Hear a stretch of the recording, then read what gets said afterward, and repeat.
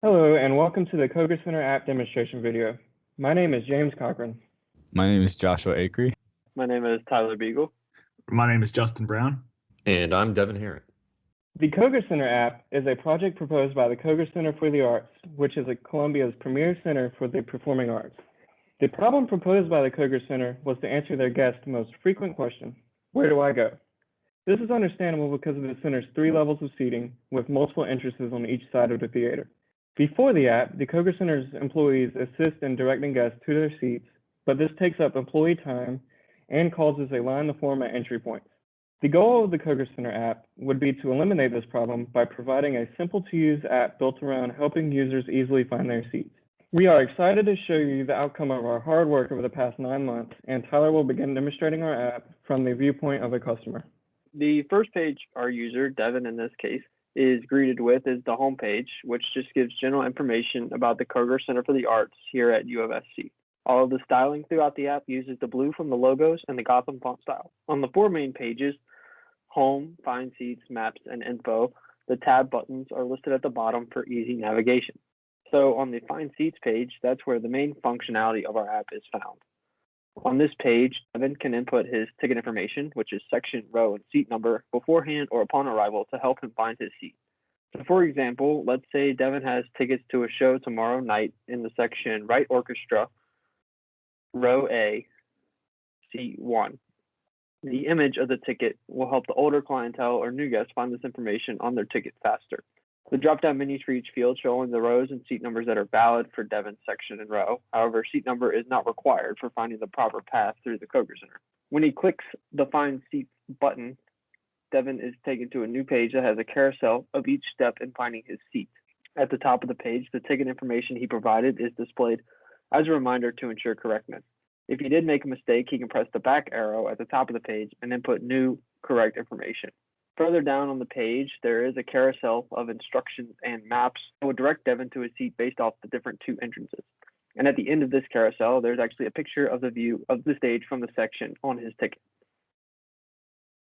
Devin could choose to use the barcode scanner to populate the ticket information into the app to find their seat quicker.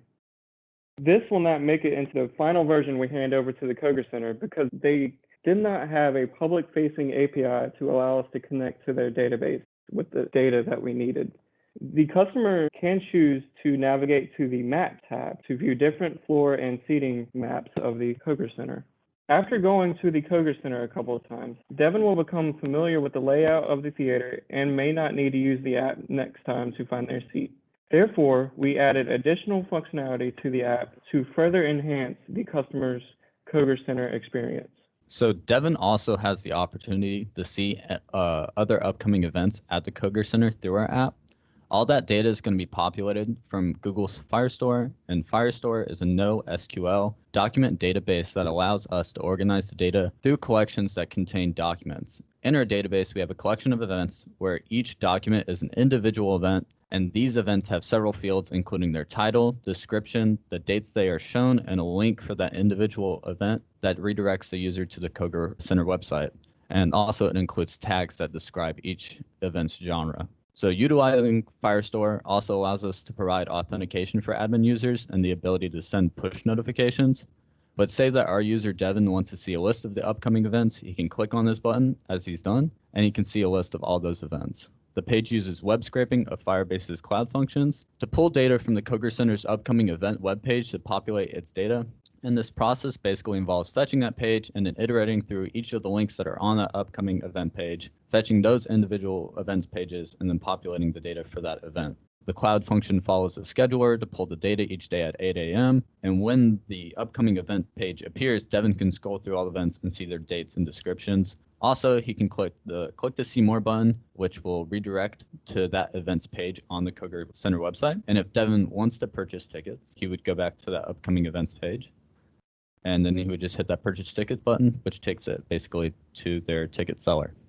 Included in this upcoming events page, we have also added a bonus feature in the form of social media sharing. The Koger Center emphasized the fact they wanted people to come back to the app, so we decided to implement social media sharing to bring traffic to the Koger Center and to the app as well. So what we did was we added a share Facebook and share the Twitter button. And whenever you click on these buttons, the app will open up on the user's phone for Facebook, and it will generate a link. Facebook's guidelines prohibit auto-generated messages, but the most we could do was populate a link. Whereas for Twitter, whenever you click on the button, a post is generated with a link and an auto-populated message. In the future, the API that we use can also implement sharing to Instagram and WhatsApp. And this feature, again, like I mentioned, can not only bring people back to the app, but also increase exposure for the Koger Center. Another thing that's included in the app is art in the Koger Center. The Koger Center has a standing art exhibit by Philip Mullen, and what we've included is a little tab that describes a bit of the art, has a picture of him, as well as a link to an audio tour that you can click, and it takes you to a website for an audio tour that you can take just to listen, walk through before a show, and just hang out, look at his art. And the art goes throughout the entire Koger Center, all the way from the first floor to the third floor. Parking is an important issue in Columbia and a frequent question of guests, so we put a dedicated parking information tab in the app. At the top, we have a basic map of the nearby parking garages and valet drop-off locations. Underneath, there's the addresses of the Koger Center and the marked garages. These are actually hyperlinks that will open in Google Maps when clicked.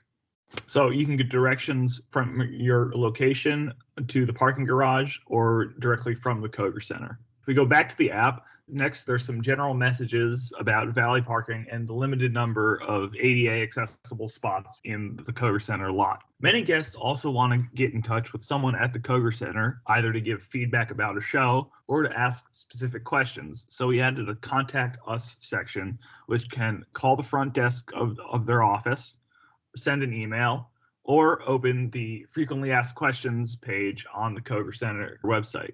If the user has an email app installed, the email button will open an email draft addressed to the Koger Center with the subject line and a greeting already filled out. We have also added additional features exclusively for Koger Center employees. So let's say a Koger Center employee looking through the upcoming events page wants to manually create an event that they didn't see on that page. They would go to the admin login and put in the correct credentials. And then once they fill that out, they would be redirected to the admin dashboard. From this point, the Koger Center employee can click on the Add Event button. And then for an event, the admin user can set the title, they can set the description, they can set the dates, the tags associated with the events, and the link to the Koger Center event that directs them to that specific one. Then if they click the Submit button, the event would be added to the upcoming events in our Firestore. Say they made a mistake, if they go to the Edit or Delete an Event tab, and then they would hit the little Edit Event icon, and they can change the description for that event. Then once they hit Update, it'll update that event within our Firestore database. Say they wanted to delete an event entirely, they could hit the Delete Event icon, and it would remove that event from our Firestore database as well. The Koger Center employees also have the ability to send out push notifications to every device that has the app downloaded by navigating to the Send Push Notification button. On this page, they have the option to choose a unique title and body of the push notification, and then they could choose to send the push. This can alert users to a new event being added or to changes in the parking situation.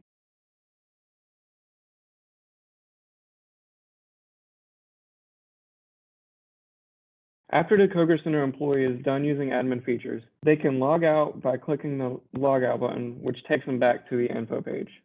So we just showed you all the major functionality of the app. The Koger Center plans to deploy this app on both the App Store and the Google Play Store. Thank you very much for watching the Koger Center app demonstration video.